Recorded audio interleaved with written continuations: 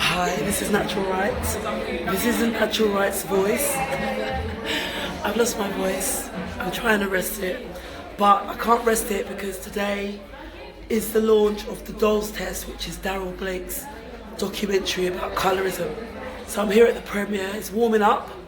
I'm going to do my little bit to catch the ambience, do a few little interviews, speak to a few people, and we'll get some feedback after the documentary. So, hope you enjoy. I know you're not enjoying my voice, even though some people say it's quite sexy. What do you think? Is it sexy? I don't think so.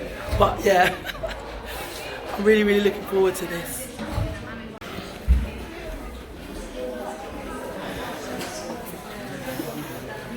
There's the man himself, still preparing, working hard.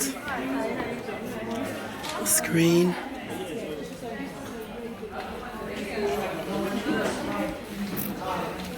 So there's going to be a viewing of the documentary.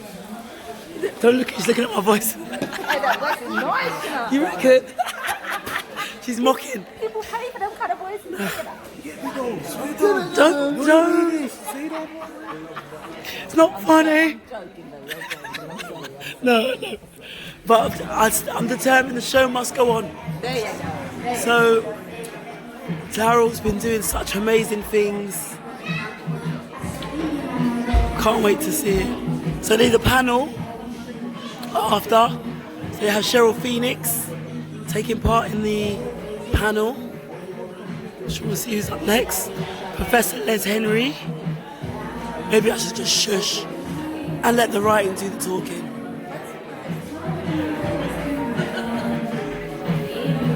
There you go.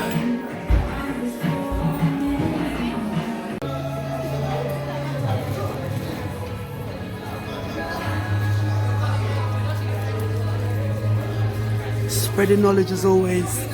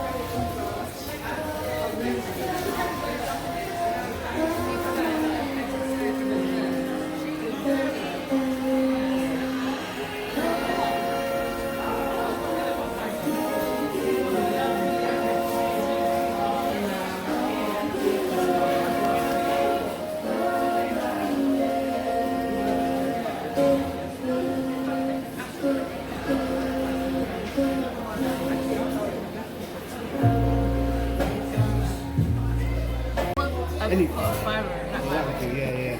But I'm probably going to need a few more the hashtag ones. So if I just put it all the way around.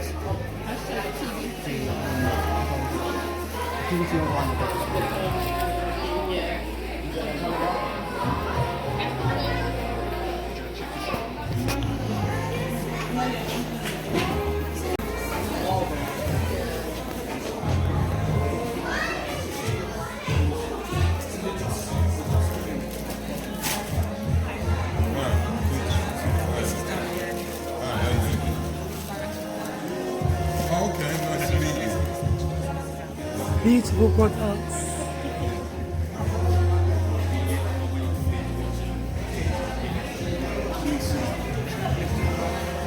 Just these two, yeah? Yes. Alright. I couldn't get the puzzle in the bag. That's really fun. Thank you. Can I actually come again? Yes.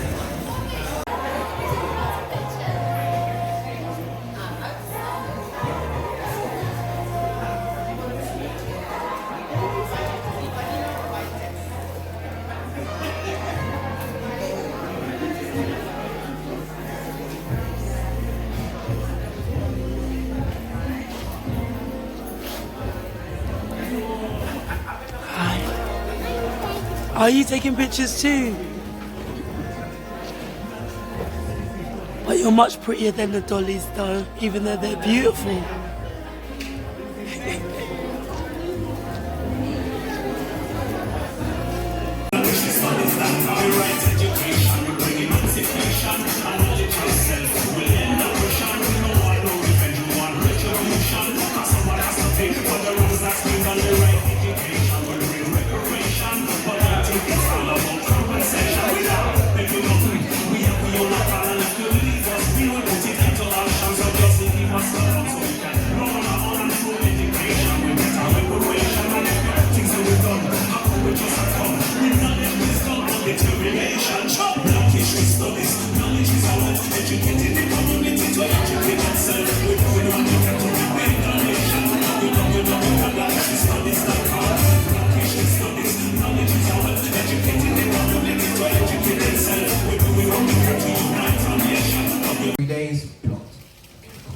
The second one was when, has anybody seen Birth of a Nation? Yeah. Alright, so when it came out, the next day I got a post saying they were trying to sabotage the showing. Basically a lot of cinemas in America were saying sold out. When it wasn't sold out, they were just trying to deter people from actually going to see the film. So I put a post saying, hey, like people in America, try and do something about it. Blocked. And then this one that's up now, it's been up for a little while, but I haven't been blocked yet because I've been a bit more strategic. So I don't know if I'm actually doing something right or doing something wrong. Because you know, if you're doing something right, that means the oppressors like what you're doing, that means I'm failing. If I'm doing something wrong, then yeah, I don't know what to do. So the one that's up now, and through that page I've been able to connect to people from Italy, Germany, a lot of our brothers and sisters in Brazil. They're going through their own sort of issue when it comes to racism. And obviously Brazil has the largest concentration of black people outside of Nigeria. And you know, they're starting to go through their own sort of changes, especially when it comes to like blackness. If you look at the census now, you have black British, black Caribbean, black African, and the amount of mixed Caribbean, mixed African. So that's sort of like the only options they give you. Where in Brazil, they have 147 classifications. So you've got black, then you've got dark black, then you've got brown, then you've got dark brown, then you've got sand, then you've got burnt sand, and then you've got, it goes caramel, it's chocolate, it's toffee, it's like you invented it, Cadbury's or something. But anyway, basically what they've done is that the closer you get to Portuguese or European standards, the better day it is for your life. So for black people, there's actually people in Brazil that are following my page who are basically as dark as me, and they class themselves as light brown. Alright, cool, because they're trying to get to that European standard. Plus, if you put on your basically birth certificate, when you put your demographic on there, you are more likely to get into a better primary school as opposed to you putting yourself being darker. So black people within itself are going through different sort of classifications right now. So Brazil is crazy. We're dealing with racism here, but Brazil is a different ball game, especially when it comes to that occupation and police brutality and stuff like that. So Black Root has enabled me to network with so many different people, and it's just beautiful to see us having this collective consciousness amongst ourselves, and we can share like ideas, wisdom, and information. So Black Root is sort of like funded my vision and my journey onto black consciousness, enabling me to make films like this with a amazing teaching group at the back. And yeah, give you lot my spew. Obviously the Q&A, we've got a fantastic Q&A, two people that I'm a fan of and love their work, and I'm sure we're going to get into it later on. But yeah, thank you so much for coming up. Please give yourselves a round of applause, I beg you please.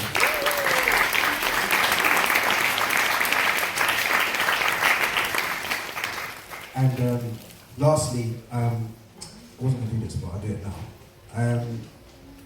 During the filming of this, someone who was sort of my auntie of mine, well, my cousin. I call her auntie because of age, but she's actually my cousin. She passed away during the filming of this, and she was like super supportive of basically doing your family tree.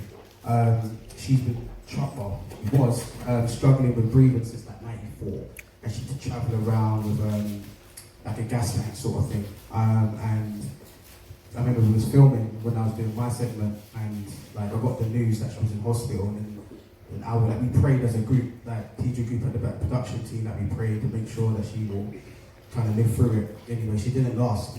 And what was sad, more sad for me, was that I was putting off contacting her because she was just like, oh, make sure you call me. I'm like, yeah, cuz I'm gonna call you soon. You know, like, you just, good family, you don't really have that urgency to shut them unless it's like someone that's real tight with you. And she was tight, but she was older. And she likes to grill. She's one of them aunties that grill you before she tells you anything positive. So what are you doing? Oh yeah, I'm just studying. Yeah, what are you studying? I'm studying this. Okay, what can you do with that? What are you doing? It's all of that stuff. So I was like, cuz, I'm gonna talk to you soon, I'm gonna talk to you soon. Anyway, the last message that she sent me was about gifted to the world and being passionate about your dreams, and also never forgetting who you are as a person. And one thing she always told me was,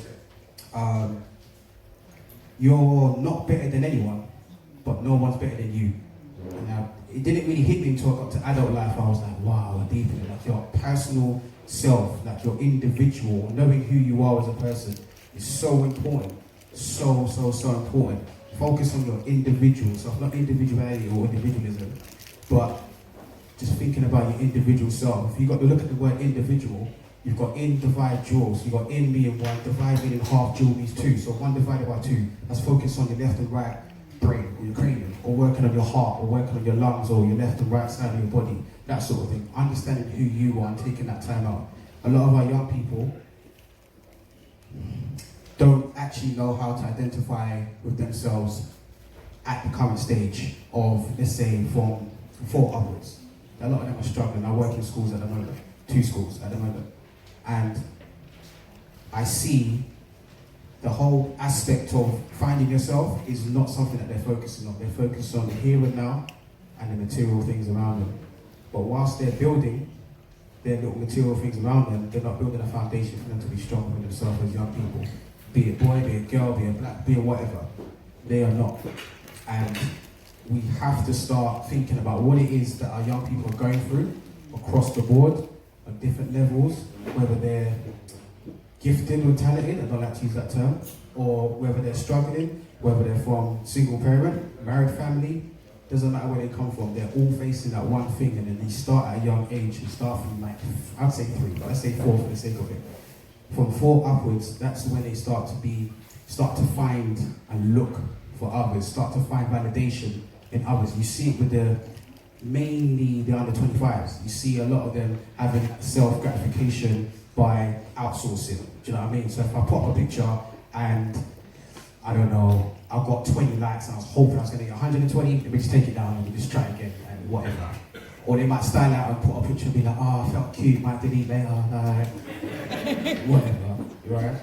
A lot of our young people are going to other people for self-validation, and it starts with self-empowerment, it starts with self-love, and there's so many ways you can give self-love. It's crazy with some of the situations, which I'm going to break down later on, about what our young people are currently going through that we just miss, totally miss. So the whole purpose of the documentary was for us as a community being common unity, for us to look at ourselves and see what it is that we're doing that's making whatever that's happening. Can't tell you the results, you just watch. But it's for educators, it's for mentors, it's for leaders to decide, do you know what, am I doing enough? And collectively, everybody in this room has a responsibility. If you're an adult, you have a responsibility to make sure the young people are looking towards the sky at their dreams rather than looking down. Because a lot of the systems that are in place for our young people will say, do you know what, young man or young girl, what you need to do is you need to shoot for the stars. But in their reality, what they're living right now, they can't shoot for the stars because they're shooting stars to make it. And we have to change that narrative for them, but they have to see exactly what it is for us to be empowered, for us to be beautiful, for us to be amazing, for us to have that quality within ourselves. And we are a walking example. And a lot of us haven't left enough back for them to pick up and say, okay, you don't have to do this, you don't have to do that. So this documentary is pretty much my gift for you lot. Put so much into this, the team done a fantastic job of this. To show you, like, hey, you might have missed the ball or something here. So yeah, I don't want to go too much into it. I just want you to watch it and hope you like it, hope you enjoy it. Okay? Is that cool? Alright.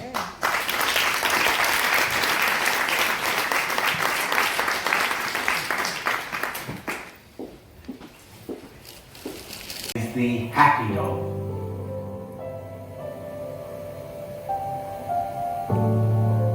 Could you tell me which doll looks the friendliest?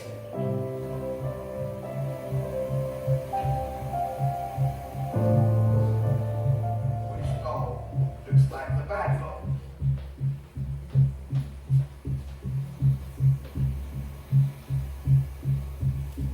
Which doll looks like your favourite best friend? And which doll would your best friend like? And why would your best friend like that doll?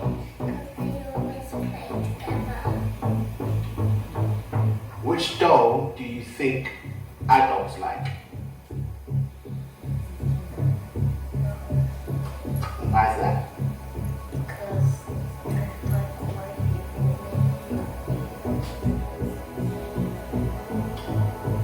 Which doll do you think school teachers would like?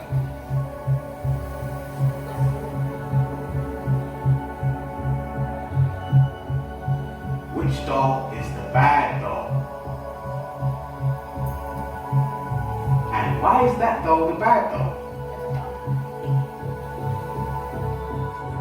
Which doll? Faces, but in my world, they're seeing people who reflect them, seeing their mother and their father echoing and sharing their culture on an everyday basis, 24/7, unapologetically. So these are some of the reasons why we see some of these things as well, because a lot of us adults don't even love ourselves, and then that's projected onto our children. And that's not because we're deliberately doing this. This is because of society shaping us. And these are some of the reasons why this happens. You're not going to hear me fighting the women that wear the weave and all this kind of stuff and the blue contacts. No, it's all about a journey. It's all a journey. Everybody is in different journeys of consciousness. I can't turn around and say that I woke up and opened my eyes and know about Garvey and Pan-Africanism and Black history from birth, because that would be a lie. I came into my consciousness at a later age. But at least I had my parents that were very Jamaican and kept that Jamaican culture in our household, which is not something that's always done in everybody's household. Okay? So, we have a great panel, a powerful panel of guests that's going to come up and speak. Just going to introduce, I let them come up and introduce themselves. So these are close friends of Black History Studies, supporters of Black History Studies. We'd like to introduce Professor Les Henry, if you'd like to come up to the stage. And amazing Cheryl Felix, in the background again, to come up to the stage.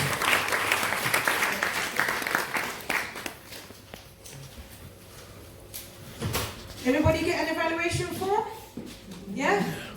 Please fill out that as well, because this goes back to supporting future screenings. Because this actually was screened in Birmingham. Yeah, but I think London screening was better, wasn't it? I'm just reclaiming it. Was London screening better? Yeah. Right. So, she's coming. Give it up for Cheryl Felix, please, the black child of Darrel Black.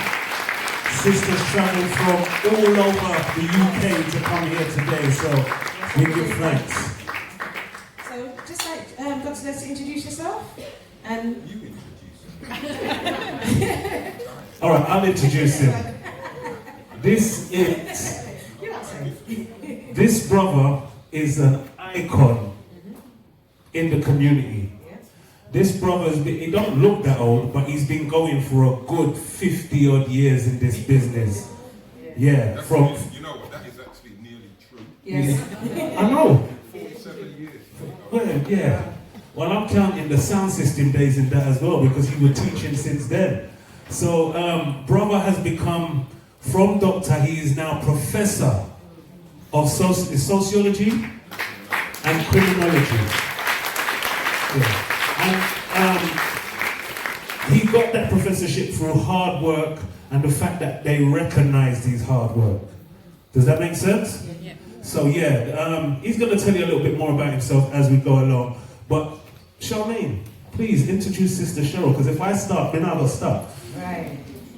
You know when you meet some warrior sisters in the community?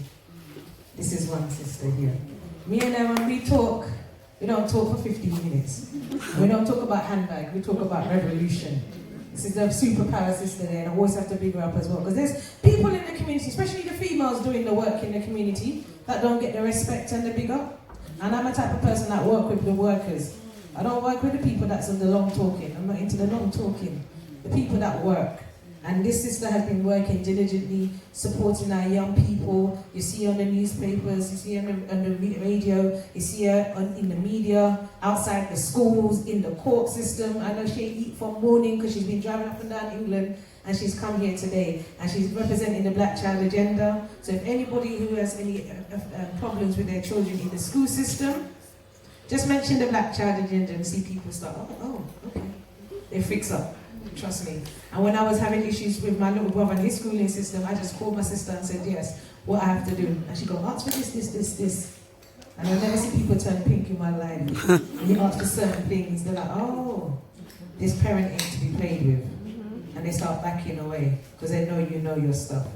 Yeah, this is this amazing Sister Cheryl Phoenix of the Black Child Agenda. Round of applause, please. Well, you need to come up as well. How are you? Make me one cheer for you. Can you stand up long enough? We have a sandwich in the middle there. Right. So, Cheryl, you're given your background in education and supporting our young people. What was your thoughts on the film and in relation to the current work you're doing at the moment? In relation to the work I'm doing, I'm not surprised whatsoever. Not at all. Because it's a systematic construct and it's a design, and as soon as we get our heads around that, it's not just about what goes on in our homes. It's like these people have been planning for us for years. They allegedly stopped slavery, but the colonization of our children's minds and the imprisonment and new slave trade that's going on in the prison systems, this sort of film and being in schools every single day, like today, as you said, I was in Nottingham, Northampton, whichever one's closer, West London, North West London, and then got here. And all the schools I went in, it was a very, very similar narrative where when it comes to a black child and anything they do, if they look in the wrong direction, it is put under a microscope that they're bad. They're labelled the bad kid. They're always the one sent out of the classroom. You can have a group of children, white, black, indifferent, but that black child will be the one that will be punished harder. So if you're seeing that in society with the news, and no matter what's going on at home, this is what they're being fed when they go to school, when they're on the bus, when they see adverts on TV, on YouTube, whatever. For me, if I had my girls shut down every school, I'd take our people them out. Every single school in this country, and we'd gone. You know, Marcus Garvey had a vision, and we're laying on that vision, but right now our children are dying every day. So before I get into a whole rant, let me ask the next question. Okay, Dr. Les? Or Professor Les? So, given your education and your work over the years, what's your impressions of the film? Okay, greetings everyone. Greetings everyone. Greetings. I'm exhausted. Firstly, I'm really familiar with that, and also Dr. Naturalie did a film which I think people should check out as well, because they kind of complement each other, because your questions have kind of shifted it, which I thought was interesting. Couple of things though, and this is not a corrective, it's just my job. It was Claudette Colvin who first refused to give up her seat. She was 15 years old, but she was pregnant. And Martin Luther King et al. Decided she was not a good representation. So afterwards, so sometimes when we're doing that, you know, respect to Rosa Parks, etc., but sometimes let's frame the things in their context. The other thing for me, which is really interesting, is in one of my books, and I'm not telling you to buy my book, they're at the back. If you look at the back cover of my book, seriously, you know me, I don't really care, you know. You buy it, you don't. I don't care. I do care. I care because I write them. And this is actually important. I was expelled from school at 15, expelled from college at 16, but I love education. And I've always loved literature. My passion is literature. But the school system, I hated the system. I can't blame my parents because my twin brother was more mature than me. He did all his exams, we went to college, he did his exams, I didn't, so I have to own that. But what I couldn't abide was that whole notion of me being less than. I was cleverer than nearly everybody in my class except my brother. We were qualified to go to the local grammar school, which is Brockley County. Anybody who knows Lewisham Borough, they call it something Panderfield Hill, something, something Prendergast under Hill or something, I don't know. It used to be Brockley County. We were qualified to go there, and our head teacher, who was racist, and I don't use that word idly, because to me, to be racist, you use the systemic power to exclude people of another race. That's what racism is. Racism isn't me calling a white person this or them calling me that. That to me is, racism is systemic. And what she did was she convinced our parents to send us to this social dumping ground. Samuel Pepys, they used to call it Sambo Pepys. That should tell you everything you need to know, okay? But the crucial thing is, why I say she was racist, was one of my brothers was the first black boy to go to that school, one of my older brothers. And rather than put him as the black king in the Christmas play, they continued to black up the white boys. This is true. Now, you know, as a youth, you can laugh it off, but if you think that she was so abhorred by the sight of my brother, she couldn't even put him on the stage for that. And if you look at a lot of people around my generation, this was not uncommon, okay? So, on my book, at the back of my book, one of the things that is on there, it says, whiteness is the ever-present non-presence that molds and shapes reality.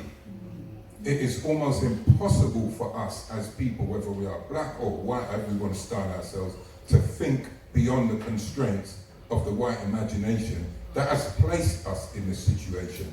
I'll give you two things that I want to say very quickly.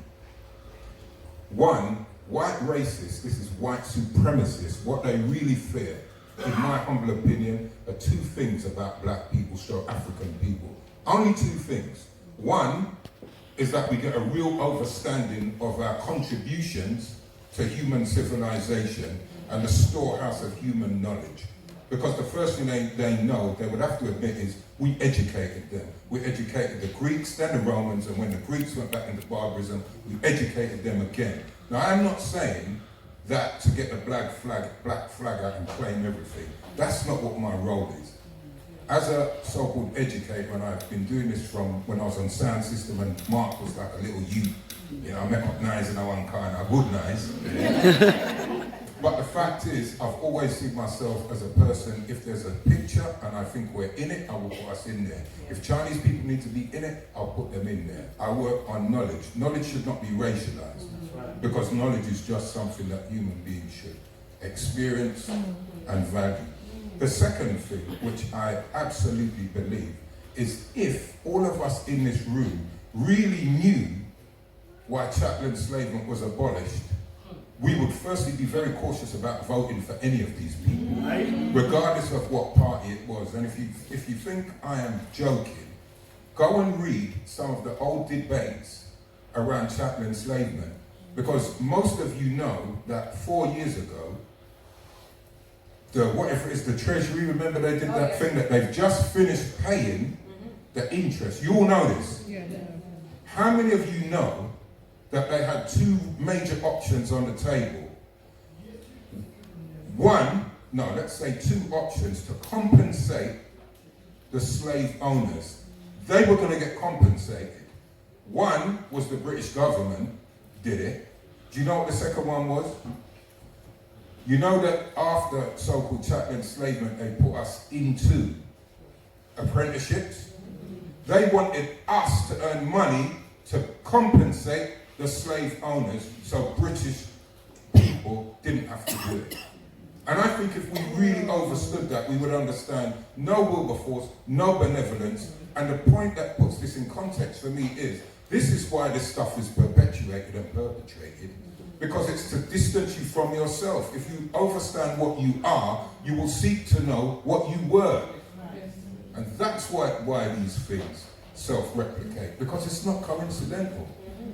It's deliberate, it's systemic, and I think sometimes we need to have the right conversations.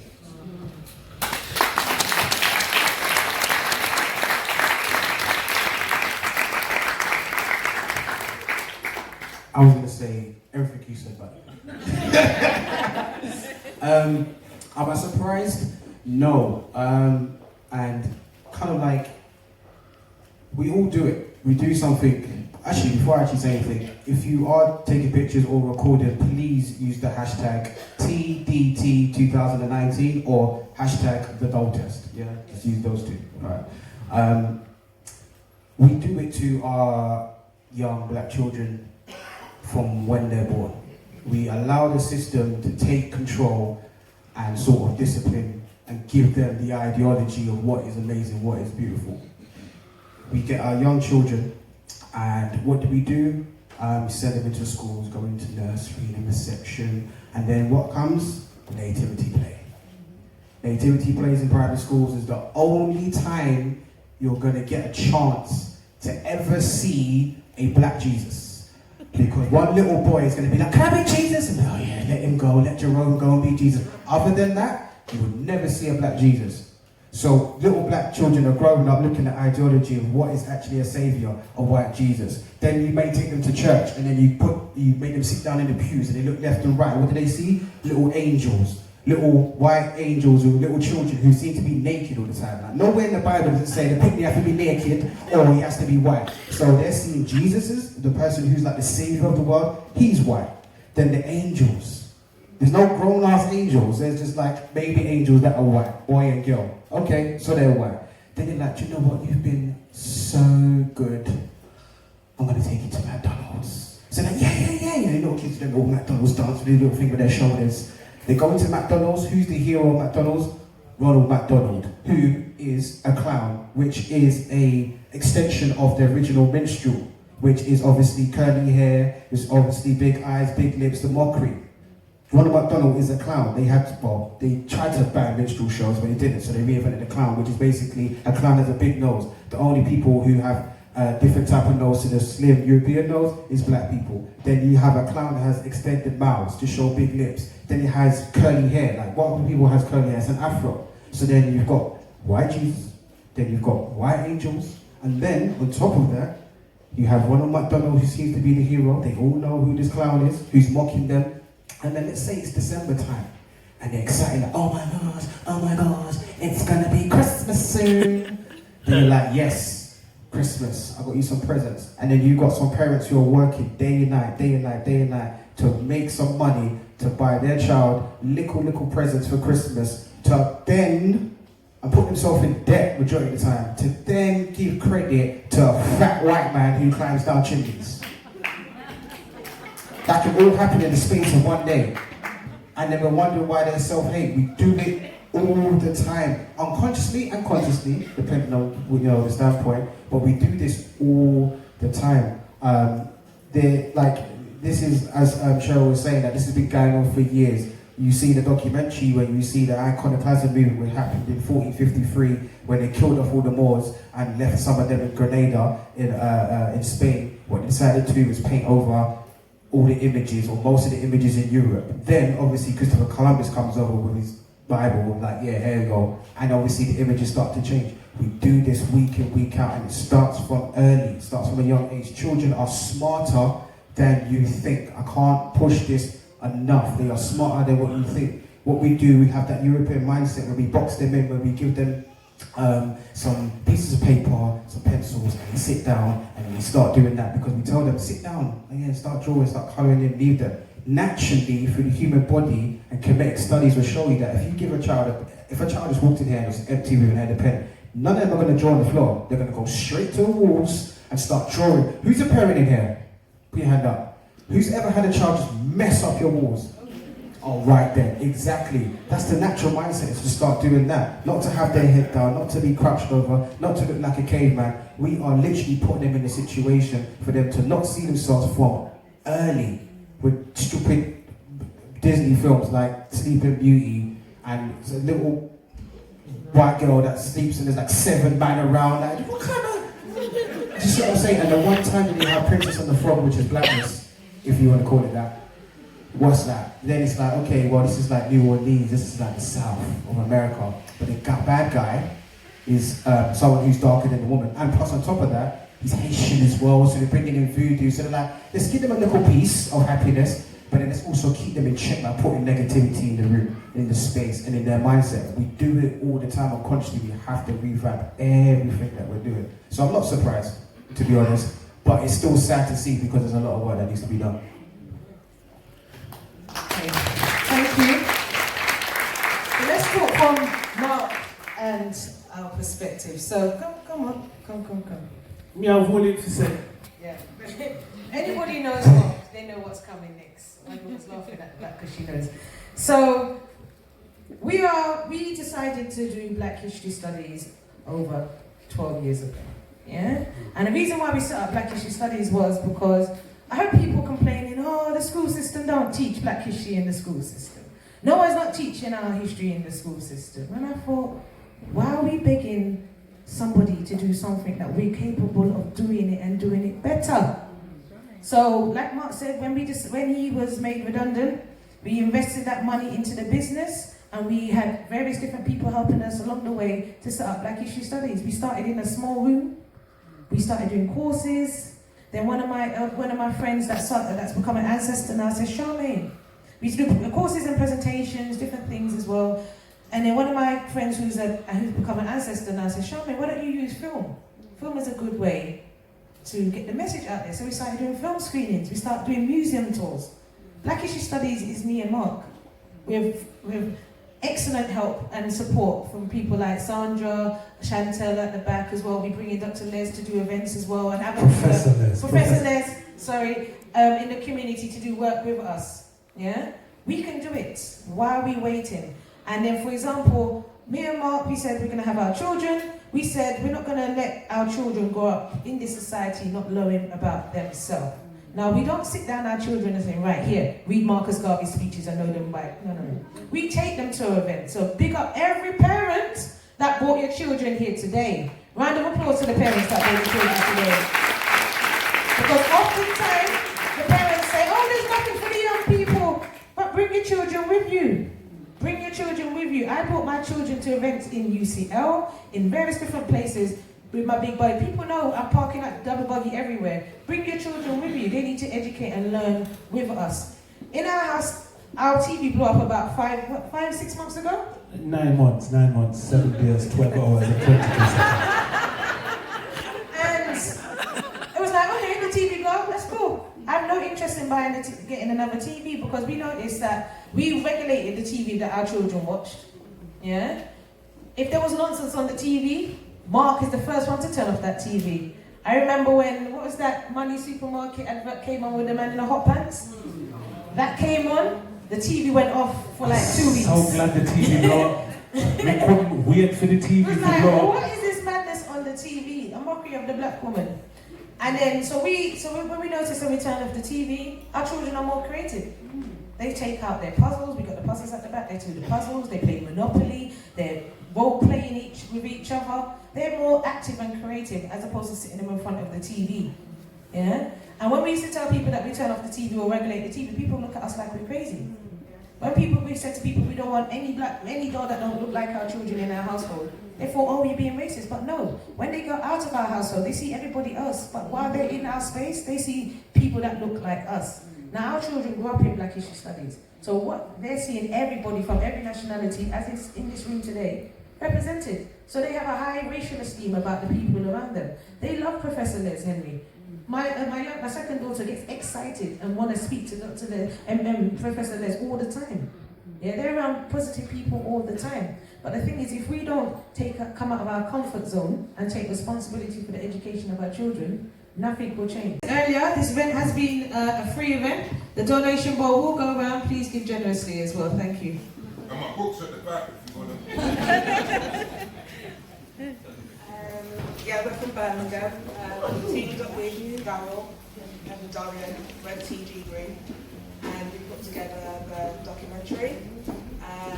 We're both all of us are from BCU University. We all studied there, That's how we did the team. The doll test, yeah, it was a journey. It was filmed in January 2019. 10 children, all from Brum, between 4 and 10.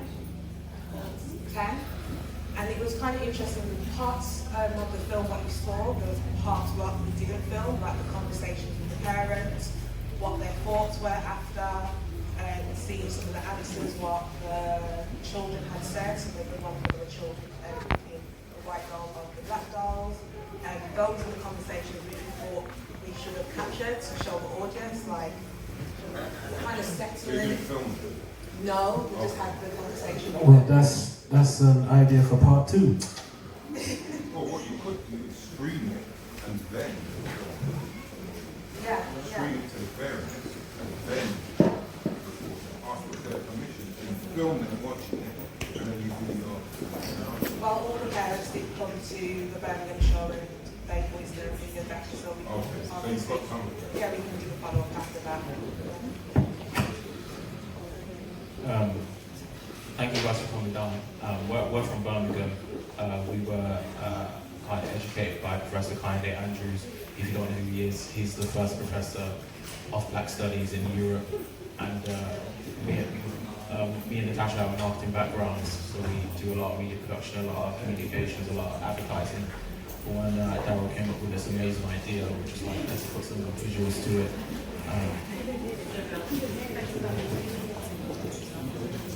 We made the doll test.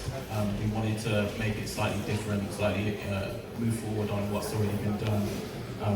Within what we've seen from the original doll test, what we've seen from the original doll test were the questions were slightly closer. We wanted to kind of ask follow-up questions, but I'm not sure if you guys noticed it, but watching the film, subliminally, you can actually see the children make up their mind before they even open their mouths.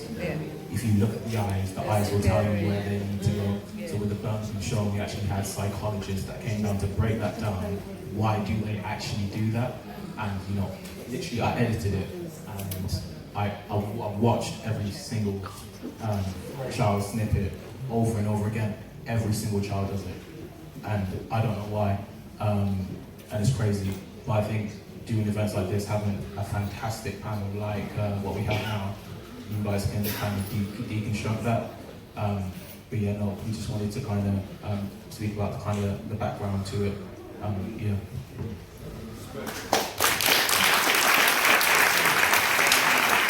Right now, black males, they outside of their race the most, outside compared to any other race. And that's for obvious reasons. But I wanted to know if any of you guys could tell me, like, how much of that is really social? How much of someone's preferences can be formed socially like that?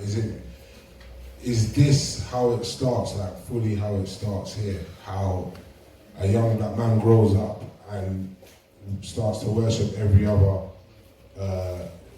woman but his own? Is it a fully social thing, or is there any, maybe scientific things to it that, if you could answer me, please? I'm just really curious. So I'll give this impossible debate. Do you know what? I'm going to answer this as a woman and a mother of 3 black sons, and also a grandmother of 1 granddaughter.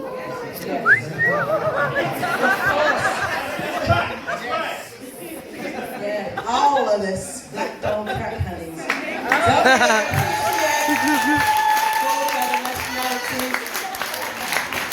But the interesting thing is, as a mother of sons who know what time it is when it comes to mixing with the dating thing, they know, because since they were small, what I would do is encourage, and I would always go for the darkest chocolate looking woman. So when you see Beyonce and her crew, when they had, what were they called, Destiny's Child, I'll be like, oh my gosh, isn't that one so gorgeous, and the darkest one? So they've grown up with that narrative all in our house. Forget about decorating and having colour coordinated stuff. It was all black pictures. And on the back of the toilet door, whilst you're sitting down, what are you reading? Everything to basically empower you.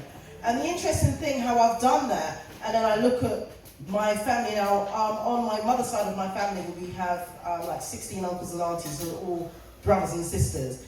Every one of their children but 2 go out and have mixed children or are married to or date outside of their race.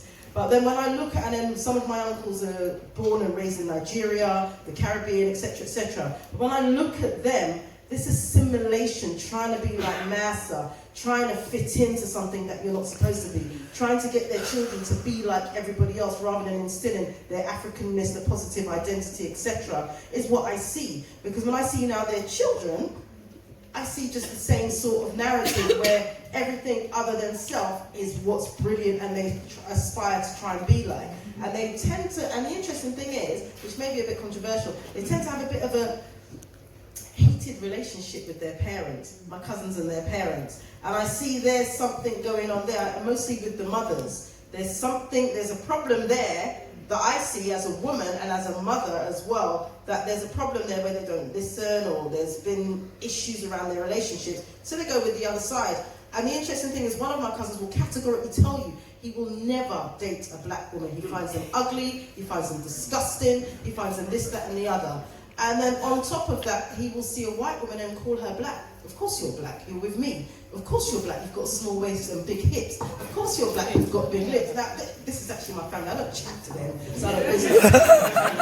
So, and it's just weird when I look at the psychology of them and then they look down on my sons and they will be like, oh, her sons are gangsters. Because my sons are very, very pro-black. They walk with their backs straight and their head held high because of how I've raised them. That they're kings. Don't make nobody chat to you any kind of way. If police try and stop and search you, you understand the 10 basic laws of stop and search. If any teacher challenges you in school about black history, you understand what time it is. And if they put you in isolation, call mummy. So that's I've kind of empowered them about their identity and about black women. And when my husband was alive as well, who was Nigerian, we had that going on. There was nothing else outside of that. So for me, that has something to do with it. I don't know what you guys say as black men. Well, I can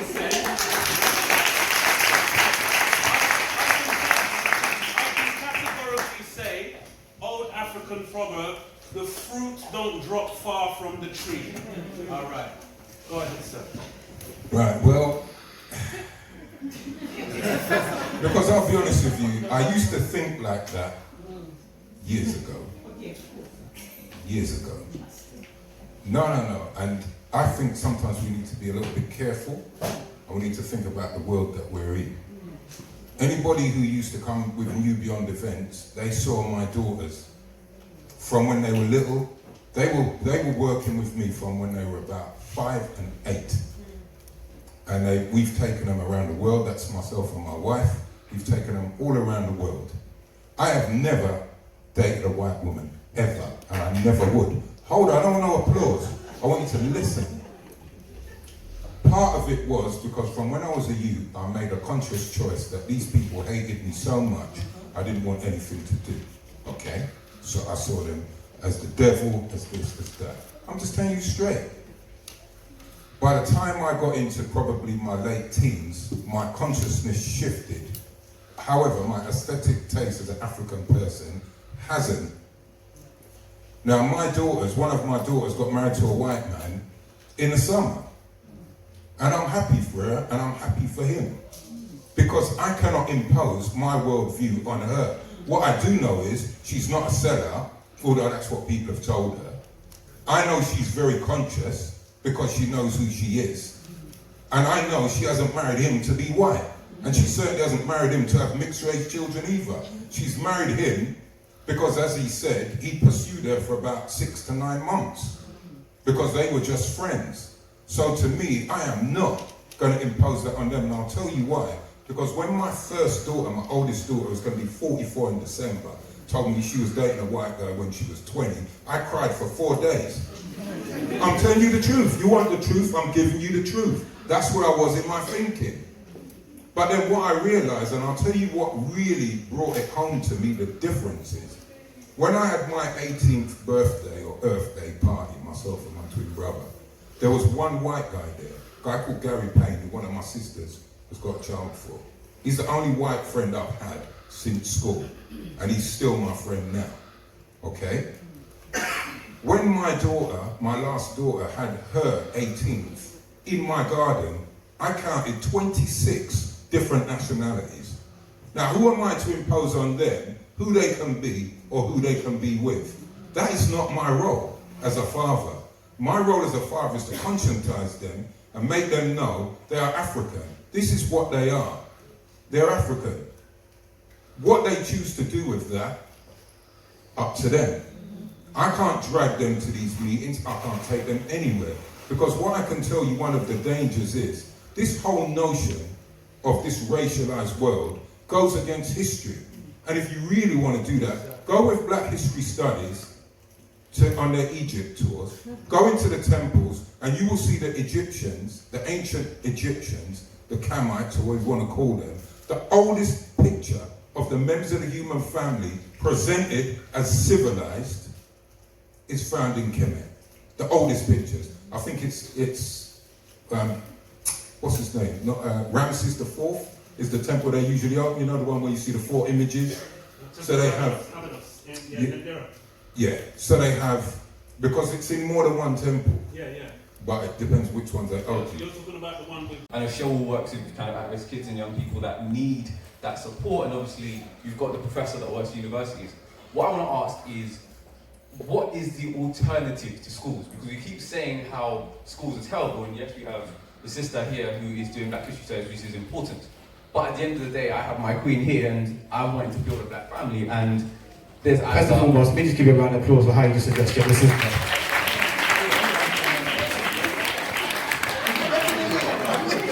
Yeah, it's here. But, thank you very much. But yeah, so I want to build a powerful Black family. I want to tell my kids how amazing they are, that they have built the things that we use, from telephones to wrenches to traffic lights to much more. So what I want to ask is, again, what do we do about the school system? Because at the end of the day, we all send our kids there anyway, and the only alternative I can see is to either go back home to Africa, but then we're going to be away from our family here, or we raise them at home, but then we have no other time to do stuff like this. Thank you. My very short answer to that, because I know Cheryl will have a different take on it. First, to me, you know, I don't usually like to use other racial so-called comparisons. I will use it on this occasion. Chinese people don't give two monkeys what you teach their children in school. Because when they're at home, they're acculturating them. That's why, for me, that thing what Brother Mark said about the Nation of Islam, if you listen to the Nation of Islam, they've always said it. What we're up against is the hate that hate made. They hated us, so the best way to divide and rule us is to make us hate ourselves. To love yourself, you're not going to get that in school. All of my children, well, one I think, excelled in school, excelled in college, and excelled in university, the ones who went. And do you know why? Because I said to them, that is not going to teach you about yourself as an African person, and it doesn't have to. It's a piece of paper, it's a qualification, and if you take the merit from the system here, it's a very good piece of paper, because it will put you more or less anywhere in the world where you want to go. You can take your children to Africa, doesn't matter, Ghana, what are they going to learn? What is the educational system that underpins it? Who governs it? Take them to Jamaica, what are they going to learn? They're going to get exactly the same stuff as well. So to me, as Marcus Garvey said, many of us are educated beyond the four walls of the classroom. He never said, don't educate yourself in the classroom. He basically said, work out what happens beyond the four walls of the classroom. The reason why I used to drag my daughters, especially my 3 daughters who were living with us, to these events and conscientize them, then they make their own choices. Because I've been to 2 weddings, 2 of my daughters, one married a Jamaican brother. The home editors, because they're doing amazing things. Academically, they actually do better than a lot of children that attend schools, if our children even make it to 16 to go on to further education. But like Professor Les did say, Mr. Henry, it is definitely, because I don't know how many people have an issue with the LGBT classes that have been taught to your 4 or 4-year-olds. and up about same-sex relationships. And you know, I posted one on my Instagram today, and it was actually 2 men in a bed actually having physical intercourse with the caption on there too. So yeah, just so you are aware. So at the end of the day, from once your child is attending a mainstream setting or even a private education, because I deal with private schools too, I deal with colleges and universities, and all the things that I deal with is blatantly just based on discrimination. Unless you're arming your child properly, because it's like sending our child into war with chocolate. Do you understand what I'm saying? It's no use to them. They have to be going in, like I said with my own sons, they have to be going in mentally armed, feeling strong about themselves. The teachers will try and break them down, but you have to also train them. Don't bother answer them back in the middle, in front of everyone, because then they're going to feel embarrassed, and then you're going to get even in more trouble. You know, you have to be a strategist if you're sending your children and literally into battle for them from the age of 4 and 5 to 18, 19. And remembering that school soon will be starting at 8 o'clock in the morning, and some of them finishing at 6 o'clock, some of them do already. So then you start asking the questions, who's actually raising my child, the system or me? So I'm glad I don't have small children now, because I couldn't categorically tell you how I would answer that question or what I would do with my children, but I think I'll probably definitely swing towards continuing being self-employed as I have done since I was like 19. So that I can home educate my children and train them like how the Asian community do in business, and do you know what I mean, doing things like that, because I would not be happy to send my child into that environment, especially doing the work I do and seeing the destruction of children that have started the school years happy, you know, confident, outgoing, academically gifted, and the most of the children that you see in pupil referral units who are being groomed into gang lifestyle, carrying knives, carrying drugs, having to take part in sexual activity with adults, and actually that being shown. There's a whole thing around this with the young people. Ask any young person you know from about 14, 15 about some of these videos that are going around with their peer groups online because they're being forced into these activities. So it's a huge mountain that's going on with the advent of technology, TV, online. So I hope that makes you feel a bit more comfortable.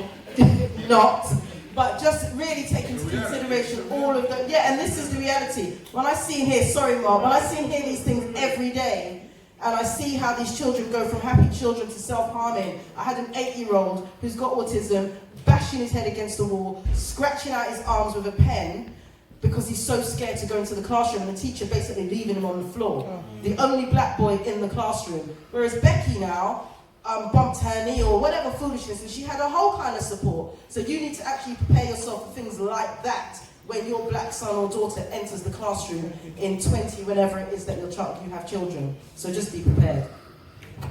Can I just quickly add to that as well, brother? Your child needs to be a reflection of you and your daughter. So you need to prepare yourself to then install into your child what you know. If you don't know nothing, your child ain't gonna know nothing. Because the fruit don't drop far from the tree. So whatever you instill in yourself, it's for your child's benefit. Just look into nature, and nature will show you how it goes.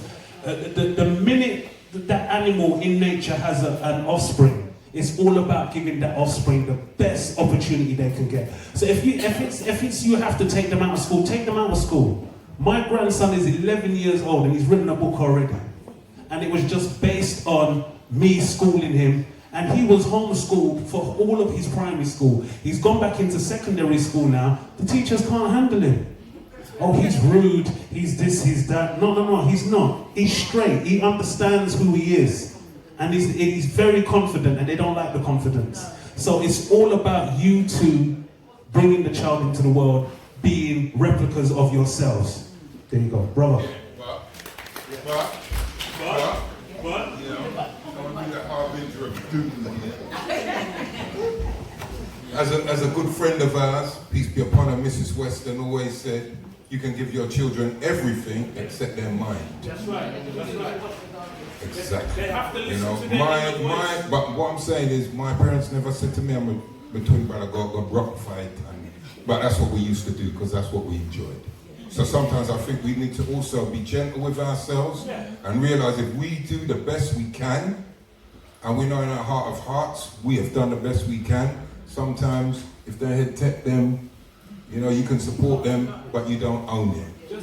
And I think that's quite there's a different. balance. There has to be a balance. No, definitely. What I would say is,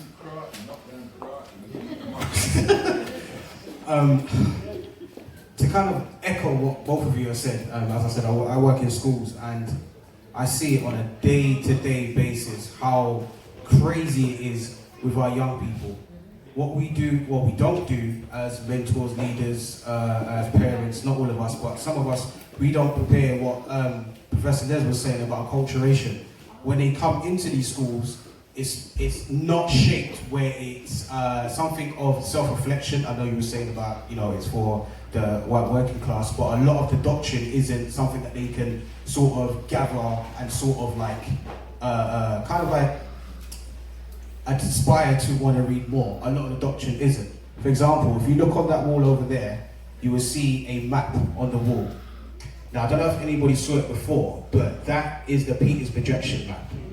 Now, the maps that I see in all the schools, there's 3 schools I work in, mainly, but there's 2 that I work in the most. But in all 3 schools, they have the Mercator map. Mercator was a cartographer who pretty much drew up a map for sailors, 1500s, was literally like, do you know what, here, this is how you can get from A to B, get from this continent to this continent, that's it, straight line for sailors.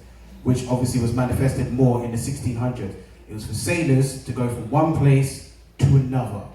Not black sailors, it was for European sailors. So that is a 400-year-old map that's in our schools today that our children are looking at, learning from, and actually getting an ideology from in terms of size and reference in where things are on a globe or on a map, which is a slave map. Every single day when our children do geography, Key Stage 4, 3 and 2. That map there is Peter's projection map. Can you see how big Africa is? How it's drawn is a reflection of the actual size of the continent. Now, if you go to a normal map, you will see that Greenland seems to be relatively the same size as Africa. Greenland, Africa. Let me say it again. Greenland, Africa. They said that it's the same size. That trumps it all. It puts Africa in its place right in the middle. And also how these maps work is top and bottom in terms of high class, lower class, in terms of important, less important. So, psychological damage. So, for example, you go to supermarkets and you see like Kellogg's will pay a certain supermarket extra money to put their products at eye level because you don't want to bend down and brock your back to go and pick it up. It's like pay here, put it here. So when people come in, they go straight. Same thing with maps. When you look at it, Africa seems to be a bit lower on the line of the equator when you're like, okay, well, anything down there, I'm not really interested. They're darker, they're poor, they're broke, it's not nice, there's no money, You focus on the top part, and you focus on somewhere like Europe, and you focus on the West, which is, parts of Europe, the west part of Europe, and the United States. That's what our children learn on a day-to-day basis. Right, the conditioning starts soon as, again, there was an issue that a school I worked in. On the maps, yeah, you can tell them this. I break all that down in my whitelist makes simple. There's a chapter. How much is the book? Right, let me tell you something about mine. No, in all seriousness, you can speak to any academic. I self-publish, and you know I'm self-published for 2 reasons. If I give a book to a so-called academic publisher, and then when they reject it, because they always do, what they want me to do is not what I want to write, so I don't bother. And the other reason why I don't publish with academic publishers, and you can speak to a lot of black academics and they will tell you, usually when we submit our books and they're accepted, they go out in hardcover, because they have a 100-year shelf span, and they're usually about £130. And anytime anyone's offered me, like I've got an anthology I'm editing with a guy called Matt Worley, Professor Matt Worley. Greetings people, blessings, love, light, Ashay, Darrel Blake here, representing Black Rooted, here at the end of the screening of my first ever film, The Doll Test, The Birth of Self-Hate. And I'm just overwhelmed by the turnout, the conversations, and I'm so happy that everybody was able to enjoy it and also see the results so we can have a conversation as to how early the self-hate sort of begin with black children. So big shout outs to Black History Studies for being able to screen the documentary as well. Great panelists, Cheryl Phoenix, Professor Les Henry as well. I'm just still overwhelmed and happy, so big up, big up, big up. One day you might see me pick up the mic and I'm standing next to Naturalie like, what? Listen, You should, because that knowledge is... Don't listen to my voice, guys. That knowledge needs to be shared. Thank you.